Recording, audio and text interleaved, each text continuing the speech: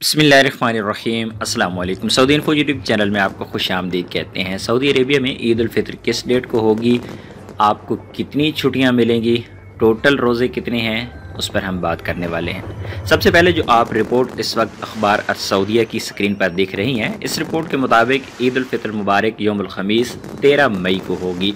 ज़ाहिर है किसी तहकीकाती रिपोर्ट की बुनियाद पर ही खबर पब्लिक हुई है।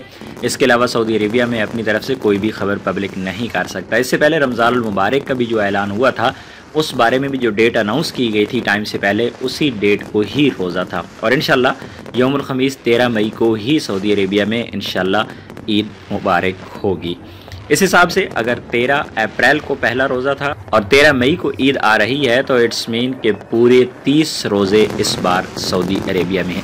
मज़ीद हम बात करेंगे छुट्टियों की कि गैर मुल्कियों को छुट्टियां कितनी होगी। सऊदी शहरियों को तो खैर ज़्यादा ही होती हैं, तो उसके लिए हम कैलेंडर ओपन कर लेते हैं। 13 मई को जो दिन आ रहा है वो थर्सडे यानी जुमेरात का दिन है।